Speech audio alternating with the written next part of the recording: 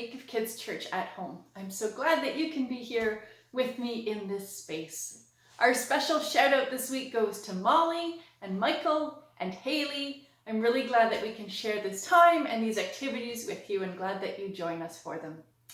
So normally we take some time to share a story that might be found in the Bible. But the Bible is full of all types of different things that people collected a long time ago that helped them share wisdom and knowledge with the people who were to come after them. So there are lots of stories, and there are lots of stories about a man named Jesus and other followers of Jesus, as well as people who lived a long time ago who had really close relationships with God. But there's other things in the Bible too. There are poems, and there are songs, and there are sayings that people would say that communicated wisdom and important things that they wanted their children and their children's children and their children's children's children to know all the way till now. So I want to share one of those poems that is found in the Bible, because I thought at a time like this, in the fall, this is a really neat reminder. This poem, even though it's so very old, it's timeless because it talks about things that we can experience still today. This poem is found in a book called Ecclesiastes, and it's a very familiar one to many people because it had so much wisdom in it that people have taken the poem and they've turned it into all kinds of other things. You might find it in songs or in art or in all kinds of places. So this is how the poem goes. It says, "For everything that happens in life, there is a season. There's a right time for everything under heaven. There's a time to be born and a time to die. There's a time to plant and a time to harvest. There's a time to cry and a time to laugh.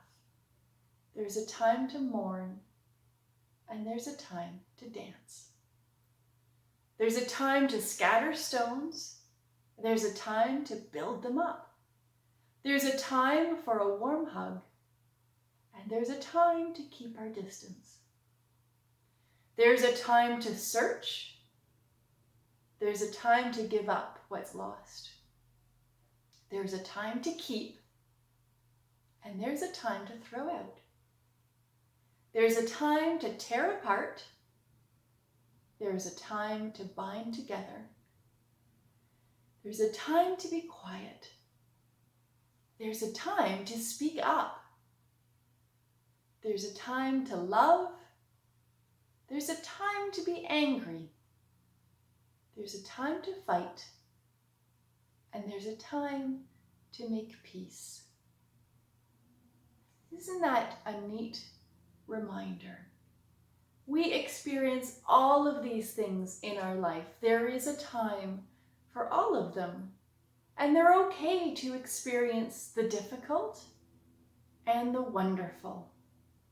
And when we are experiencing those difficult things, it's important to remember that their time will pass and there will be room again for the wonderful. There's a time for everything. What a timeless reminder from this beautiful poem.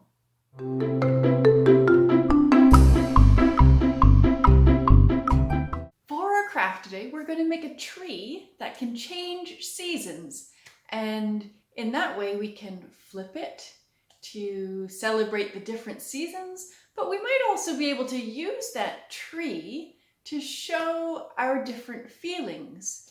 And maybe we can use the seasons of the tree to tell others or remind ourselves of what kind of season we're in on that day or in that moment, what kind of feelings we're having, what kind of day we're having. So our seasons in our tree can represent all kinds of different things. But to get started, we need some supplies. So you will need to get 4 pieces of paper. I have different colored paper here. but you could use white and then use your markers to decorate. So 4 different colors of paper, or 4 different pieces of paper that are going to be the top of your tree. I also have 1 plain piece of paper. This is going to be the background for my tree. So I'm going to have this one here for the background, and these 4 I'm going to use to make the top of my tree. I am also going to need something round to help me make a circle for the top of my tree. So I've grabbed a plate from the kitchen, and if you can find something round that makes it easier to trace the shape and make sure that we get a circle. I also have a pencil for tracing and a pair of scissors, and of course my collection of markers that will help me to decorate my tree. So, do you have all your supplies? Great, let's get started. So to start off, I'm going to start by using my plate to draw a couple of circles. The first one is going to be on my colored piece of paper that I'm going to use as the top of my tree. And I'm going to take my pencil and draw all the way around, just like so. I'm also going to draw a circle on the background piece of paper, and I'm going to draw this circle where I want to attach my tree later. So I'm going to draw it right up here, and this will just help me to know where I'm going to place my tree later on. Now on the background, I can also maybe make the trunk of my tree. So I'm going to grab a marker here, and this is where I'm going to draw the trunk. And we're going to do that just with a couple of round lines like this, a little curve. You can make your trunk any shape you like. Maybe you make it straight like a rectangle. Maybe you make it with lots of branches. I'm going to give it a couple of lines there to make it look nice. And that's going to be the bottom of my tree. So I can set this aside now, and it'll be ready for when the top of my tree is ready to attach. Now back to my colored pieces of paper. I have a circle on the top one, and I'm going to cut that circle out.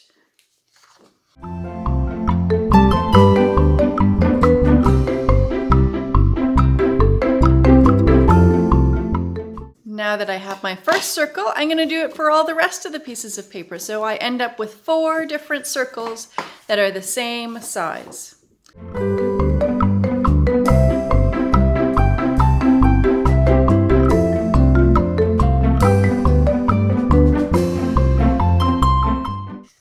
That gives me 4 circles. They're all ready and cut out. Pitch is again helping us with our craft today, so it's going to get a little bit wobbly as he plays with stuff around here. The next thing we want to do is take one of those circles and you're going to fold it in half. So you take one side, bring it to the other side and fold it in half, and we'll do that for all 4 of our circles. Okay, so there's my 4 circles all folded in half. Now I need to decide which one of these circles is going to be which season. So I think I want the orange to be the fall, and I think I want the light green to be the spring. Maybe the dark green will be summer, and that will make yellow as the winter. How about that? But you can do, whoa, hello. You can do any color that you wish, or do it in any way that you want. So we want to start with, our first one will be spring, summer, fall, and winter. Okay, so once you've decided which one of your circles is going to be which season, we're going to take the first one, and I'm going to take some glue, and I'm going to put the glue on one side of the fold like this. Just like that. And then I'm going to take my second season, and I'm going to match up the 2 halves of that circle, and I'm going to stick it together like that. Then I'm going to fold my second season, take some glue, and put it on that side like that again. And then we'll take our third season and match those 2 halves together. You got this. We'll fold again.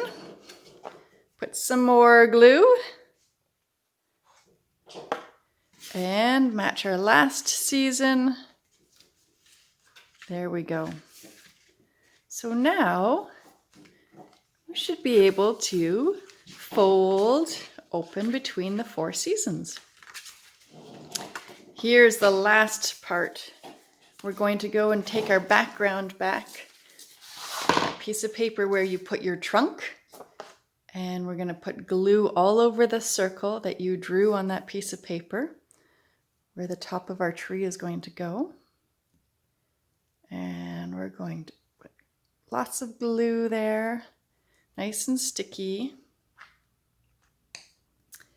And then we're going to take our 4 seasons and we're going to line them up on our tree. Just like that and like that. There we go. So here we go. We have spring, summer, fall, and winter. And you might want to give it a little bit of time to let that glue stick and dry. And then we're going to decorate our seasons. So this might be a good time for you to think about how you want to decorate your seasons. You can draw on each season. You could go and collect things from the garden and stick them into each season. Maybe you have stickers in your house that you could put for each season. Get creative, make it your own, and figure out how you want to decorate each one of these seasons. I'm going to start with doing some drawings on each season to represent the seasons.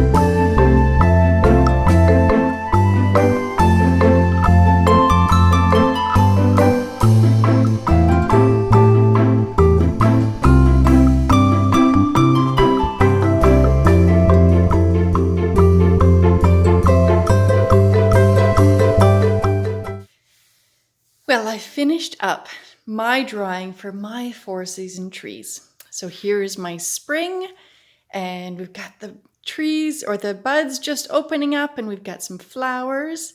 And then we move to the summer, and it's full and it's lush and big leaves, and it's really dark and beautiful and alive. And then we come to the fall, and we've got nuts in our trees, and we see the leaves changing colors. And then we go to the winter, and the leaves have fallen except for this little bunch here. I put a nest in my tree because even though the leaves fall, lots of animals will still use the leaves that have fallen from the trees to create a home and some protection for themselves. So in the winter, I'll invite you to go and look at some of those big trees and see if you can see bunches of leaves that have been collected for an animal to live in. So what's really neat about our season tree is that we can kind of use this as a way to talk about how our days have gone, because we all have days that feel different. Some are good and some are bad, some are difficult, some are fun. And we can use our season tree to remind us that our life is full of different seasons, different kind of days. Maybe our spring season can be like those days when you wake up and you're full of energy and there's lots of new things and it's just an exciting new day. Maybe our summer can be like those days that are lazy and comfortable and we just feel good and full of life and so many things going. Maybe our fall days are like those days when we feel a little bit tired, like we're not sure what's coming. Maybe it's a little bit challenging. Maybe our winter days are those days when we just feel sad, like there's nothing that we're really looking forward to and we don't know. We all have different seasons, different types of days. Maybe you want to use your season tree as a way to talk about what kind of day did you have. It's okay to have all these types of days because the thing about seasons is that those days pass and a new season will come. So I hope that you have fun making your season tree.